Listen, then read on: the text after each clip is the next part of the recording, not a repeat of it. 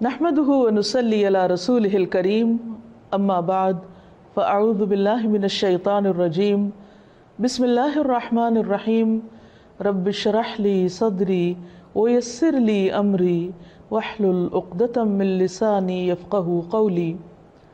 السلام علیکم ورحمۃ اللہ وبرکاتہ۔ ناظرین، پروگرام شہر رمضان کے ساتھ آپ کی خدمت میں حاضر ہوں۔ آج ہم توبہ اور استغفار کے بارے میں بات کریں گے۔ گزشتہ پروگرام میں ہم نے اخلاص پر بات کی، نیت کے صاف ہونے اور ہر کام کو صرف اور صرف اللہ کی خاطر کرنے کے بارے میں، کیونکہ اللہ سبحانہ و تعالیٰ اس کام کو قبول نہیں کرتا، وہ عمل اللہ کے نزدیک کوئی اہمیت نہیں رکھتا جو اللہ کے لیے نہ کیا گیا ہو۔ لیکن ہم انسان ہیں، ہم سے غلطیاں ہوتی ہیں، اور قدم کی پھسلن سے زیادہ بعض اوقات سوچ کی پھسلن ہوتی ہے۔ سوچ میں کس وقت کیا چیز شامل ہو گئی، بعض اوقات انسان خود بھی اس سے آگاہ نہیں ہوتا۔ اسی لیے اللہ سبحانہ و تعالیٰ نے ہم پر رمضان کے روزے فرض کیے تاکہ اب ہمارے اندر تقویٰ پیدا ہو۔ تقویٰ انسان کے اندر ایک کانشیسنس پیدا کرتا ہے، شعور پیدا کرتا ہے، اور جب انسان کے اندر شعور آ جاتا ہے تو اسے اپنے گناہوں کا احساس بھی ہونے لگتا ہے، اسے اپنی غلطیوں پر ندامت بھی ہوتی ہے، اور انسان تو ہے ہی خطا کا پتلا، بھول چوک اس کے ساتھ ہے، ہر لمحہ کچھ نہ کچھ ہوتا ہی رہتا ہے۔ ایسے میں انسان کیا کرے؟ کیا گناہوں کا بوجھ اپنے اوپر لادتا رہے اور اس بوجھ کے تلے دبا رہے، اور پھر اس بوجھ کی وجہ سے طرح طرح کے ڈپریشن اور غم اور دکھ کا شکار رہے؟ نہیں، اللہ رب العزت واسع المغفرہ ہے، غفور الرحیم ہے، وہ اپنے بندوں کے گناہوں کو معاف کرتا ہے۔ رمضان کا مہینہ اس اعتبار سے ایک بہترین موقع ہے کہ ہم سب اپنے رب کی طرف رجوع کریں، انفرادی طور پر بھی اور اجتماعی طور پر بھی، اور اپنے گناہوں کی معافی مانگیں۔ اللہ تعالیٰ کا وعدہ ہے کہ جو شخص سچے دل سے گناہوں کی معافی مانگے گا، اللہ تعالیٰ اس کو ضرور معاف کر دے گا، اور اللہ تعالیٰ کو معاف کرنے میں کچھ مشکل نہیں۔ قرآن مجید میں اللہ تعالیٰ فرماتے ہیں، قُلْ يَا عِبَادِيَ الَّذِينَ أَسْرَفُوا عَلَىٰ أَنفُسِهِمْ لَا تَقْنَطُوا مِن رَحْمَةِ اللَّهِ إِنَّ اللَّهَ يَغْفِرُ الذُّنُوبَ جَمِيعًا۔ آپ کہہ دیجئے کہ اے میرے بندو، جنہوں نے اپنی جانوں پر زیادتی کی ہے، جنہوں نے خود پر ظلم کیا ہے، لا تقنطوا من رحمت اللہ، اللہ کی رحمت سے مایوس نہ ہو جاؤ، بے شک اللہ سارے گناہ معاف کر سکتا ہے۔ اللہ تعالیٰ کے لیے کچھ بھی مشکل نہیں۔ ضرورت اس بات کی ہے کہ بندہ سچے دل کے ساتھ، پورے اخلاص کے ساتھ اللہ تعالیٰ کی طرف رجوع کرے۔ ویسے تو رمضان بذات خود گناہوں کے کفارہ کا ذریعہ ہے۔ حدیث میں آتا ہے، نبی صلی اللہ علیہ وسلم نے فرمایا، وَرَمَضَانُ إِلَى رَمَضَانَ مُكَفِّرَاتٌ مَا بَيْنَهُنَّ إِذَا اجْتُنِبَتِ الْكَبَائِرُ۔ ایک رمضان دوسرے رمضان تک اپنے درمیان ہونے والے گناہوں کو مٹا دیتا ہے جبکہ کبیرہ گناہوں سے اجتناب کیا جائے۔ اسی طرح جب انسان ایمان اور احتساب کے ساتھ روزہ رکھتا ہے، وہ بھی اس کے گناہوں کی بخشش کا ذریعہ بنتا ہے، راتوں کا قیام بھی بخشش کا ذریعہ بنتا ہے۔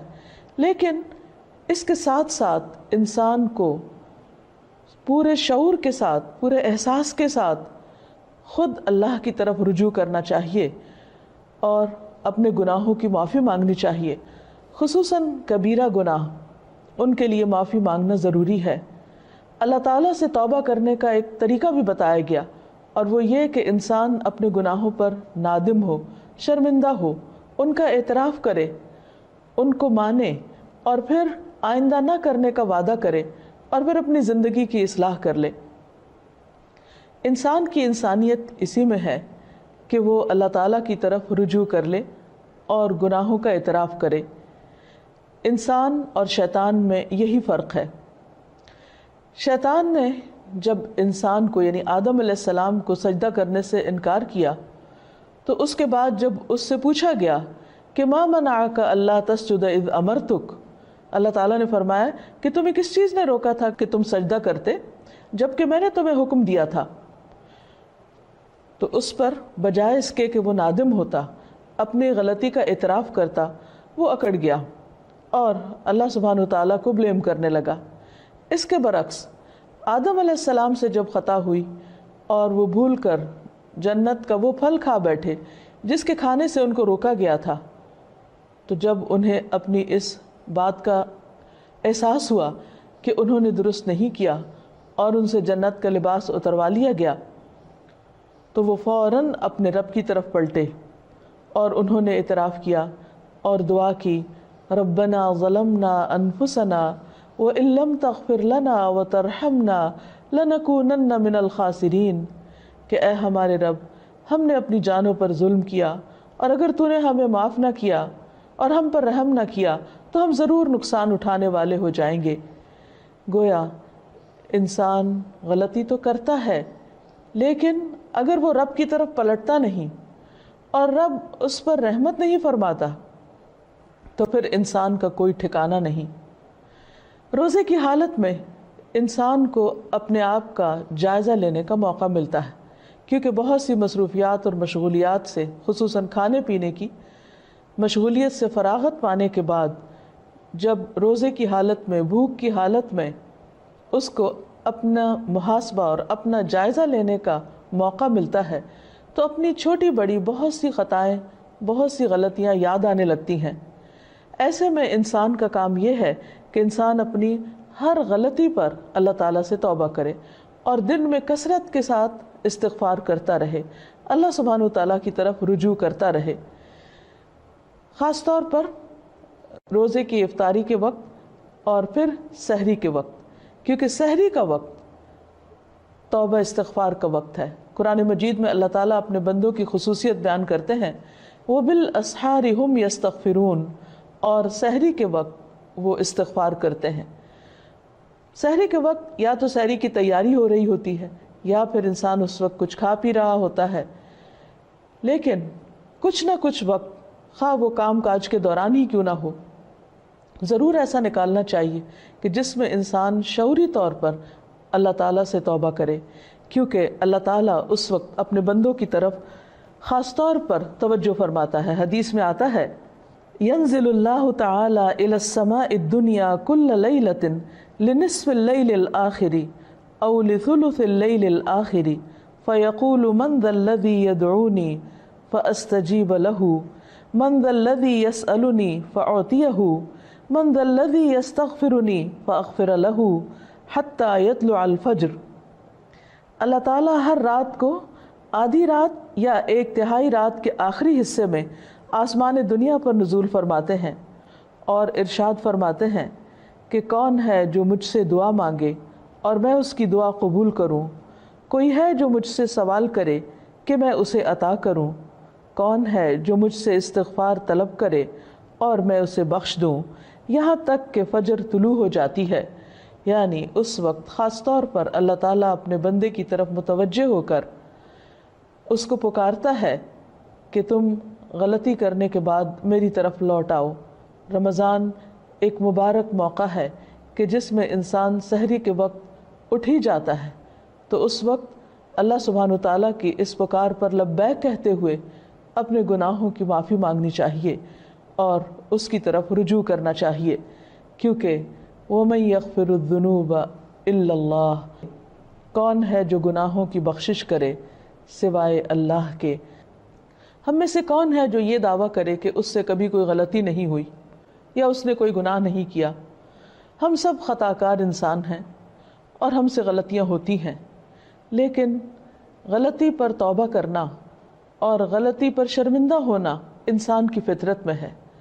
اگر انسان اس فطرت کو مسخ نہ کر دے تو جو ہی کوئی گناہ ہوتا ہے انسان کا ضمیر فوراً ہی اسے آگاہ کرتا ہے کہ تم سے غلطی ہوئی ہے اور انسان اپنے رب کی طرف پلٹنا چاہتا ہے، لیکن بعض اوقات انسان کا نفس اس کو دھوکہ بھی دے جاتا ہے اور بجائے اس کے کہ انسان غلطی کا اعتراف کرے، انسان اپنی غلطی پہ پردہ ڈالنے لگتا ہے، اس کو جسٹیفائی کرنے لگتا ہے اور پھر غلطی پہ غلطی کیے چلے جاتا ہے۔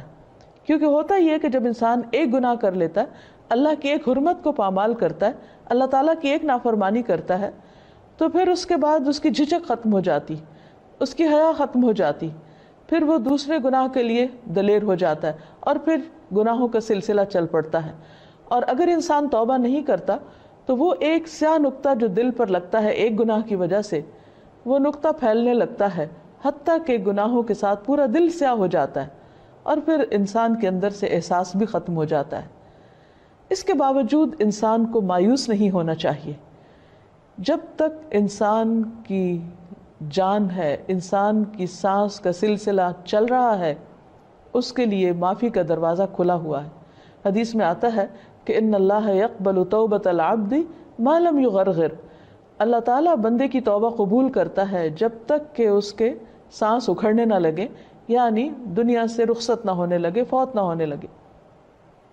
تو گویا ابھی اللہ تعالیٰ نے ہمیں جو زندگی اور یہ موقع دیا ہے، اس میں ہم واپس پلٹ آئیں، رجوع کر لیں، اللہ تعالیٰ کو راضی کر لیں اور کبیرہ اور صغیرہ دونوں طرح کے گناہوں سے معافی مانگیں. صغیرہ گناہوں کے کفارے کے لیے تو نماز، روزہ، حج، زکوٰۃ اور دیگر نیکیاں، امر بالمعروف نہی عن المنکر، یہ چیزیں انسان کے لیے کفارہ بن جاتی ہیں. لیکن خصوصاً کبیرہ گناہوں کے لیے خاص طور پر معافی مانگنا ضروری ہے. مثلا کبیرہ گناہ کیا ہے؟ مثلا اللہ سبحانہ وتعالیٰ کے ساتھ شرک کرنا، اور اس کے بعد والدین کی نافرمانی، والدین کو ناراض کرنا، ان کا دل دکھانا، ان کو پریشان کرنا، ان کی بات نہ ماننا. اللہ سبحانہ وتعالیٰ نے ایک نہیں کئی بار اپنے حق کے بعد انسانوں میں سے سب سے پہلا حق جس کا بتایا وہ والدین ہے. اور اللہ تعالیٰ کی رضامندی والد کی رضامندی میں ہے، اور اللہ تعالیٰ کی ناراضگی والدین کی ناراضگی میں ہے. والدین کو ناراض کرنا کبیرہ گناہ ہے، اور اگر انسان کی وفات اس حال میں ہو جاتی تو اس وقت تک معافی نہیں ہوگی جب تک کہ والدین معاف نہ کر دیں. حقوق و لباد کے سلسلے میں جو بھی حق تلفی ہوتی، خواہ والدین کی نافرمانی یا کسی اور کی، یہ بات یاد رہے کہ انسان کو اس وقت صرف اللہ تعالیٰ سے ہی نہیں، بندوں سے بھی معافی مانگنی ہوگی، یعنی بندوں کو بھی راضی کرنا ہوگا. والدین کے بعد باقی رشتہ دار، دوست احباب اور انسانوں میں سے کسی انسان پر بھی اگر کوئی ظلم یا زیادتی ہوئی ہو تو اس کے لیے توبہ استغفار اور اس کے ساتھ ساتھ اس بندے سے معافی مانگنا بھی ضروری ہے. اسی طرح زبان کے بہت سے گناہ کبیرہ گناہ ہیں، مثلا جھوٹ بولنا. اسی طرح غیبت، اور غیبت کیا ہے؟ کسی مسلمان بھائی کی پیٹھ پیچھے اس کی برائی کرنا، کسی پہ جھوٹا الزام لگانا، کسی کو تانا دینا، کسی کے بارے میں بدگمانی کرنا، کسی کا مذاق اڑانا، نقلیں اتارنا، یہ سب دوسروں کا دل توڑنے والی باتیں، یہ تہذیب کے دائرے سے نکلی ہوئی حرکتیں ہیں، اور ہمارا دین ان چیزوں کی قطعاً ہمیں اجازت نہیں دیتا. کسی کے ساتھ اختلاف کا ہو جانا، کسی کی بات کو ناپسند کرنا، یہ ہر انسان کا حق ہے، لیکن یہ سب کچھ دلیل کی بنا پر ہونا چاہیے، محض جذبات کی بنا پر نہیں. کہ ہم اگر کسی سے اختلاف کرتے ہیں تو پھر ہم اپنے لیے اس بات کو جائز کر لیں کہ جیسے چاہیں پھر اس کے ساتھ معاملہ کریں، یا جیسے چاہیں اس پر الزام تراشی کریں، اور پھر اس کے بعد خود کو سچا ثابت کر کے یا اپنے آپ کو مطمئن کر لیں، تو یہ بات جائز نہ ہوگی، یہ کافی نہ ہوگی. انسان کے لیے خود اس کا سب سے بڑا دشمن اس کا اپنا نفس ہے، اور انسان بعض اوقات باہر کے دشمن کو پہچان لیتا ہے لیکن اندر کے دشمن کو نہیں پہچانتا. جب وہ انسان کو غلطی پر تھپکیاں دے کر سلا دیتا ہے، یا اس کو مطمئن کر دیتا ہے، یا پھر اسے صرف دوسروں کے عیب دکھاتا رہتا ہے اور اپنے عیب بھلوا دیتا ہے. اس لیے بہت ضروری ہے کہ ہم ان تمام گناہوں، خواہ وہ جسم سے تعلق رکھتے ہوں، خواہ وہ دل سے تعلق رکھتے ہوں، خواہ وہ زبان سے تعلق رکھتے ہوں، ان تمام گناہوں پر نمبر 1 شرمندگی کا اظہار کریں، نمبر 2 ان کا اعتراف کریں، نمبر 3 آئندہ نہ کرنے کا وعدہ کریں، اور نمبر 4 اللہ رب العزت سے دعا کریں کہ وہ ان گناہوں کو ڈھانپ دے، ان کو ہمارے نامہ اعمال سے مٹا دے، اور ہماری توبہ کی وجہ سے ان گناہوں کو بھی ہماری نیکیوں میں بدل دے، کیونکہ اللہ تعالیٰ کے لیے کچھ بھی مشکل نہیں. قرآن مجید میں آتا ہے وَهُوَ الَّذِي يَقْبَلُ التَّوْبَةَ عَنْ عِبَادِهِ، وہ اللہ ہی تو ہے جو بندوں سے توبہ قبول کرتا ہے اور اس کو پسند کرتا ہے کہ بندے اللہ کی طرف رجوع کریں۔ وَيَعْفُو عَنِ السَّيِّئَاتِ، اور وہ خطاؤں سے یعنی صغیرہ گناہوں سے درگزر کرتا ہے۔ وَيَعْلَمُ مَا تَفْعَلُونَ، اور وہ جانتا ہے جو کچھ بھی تم کرتے ہو۔ یعنی ہمارا کوئی بھی عمل، خواہ وہ چھوٹا ہو یا بڑا، تنہائی میں کیا ہوا ہو یا سب کے سامنے، اللہ سے تو چھپا ہوا نہیں، پھر اس کے فرشتے لکھ بھی رہے ہیں۔ اس لیے بہت ضروری ہے کہ اللہ کے حضور حاضر ہونے سے پہلے ہی ہم اپنے ان گناہوں کو اپنے نامہ اعمال سے اپنے آنسوؤں کے ساتھ دھو ڈالیں اور عجز و انکساری کے ساتھ اللہ کے حضور جھکیں اور زبان سے بھی استغفار کرتے رہیں۔ اور اس کے لیے خاص طور پر استغفر اللہ، اللہم اغفر لی اور استغفار کی دیگر دعائیں پڑھنا بھی فائدہ مند ہے۔ اللہ تعالی ہمیں عمل کی توفیق عطا فرمائے۔ وآخر دعوانا ان الحمد للہ رب العالمین۔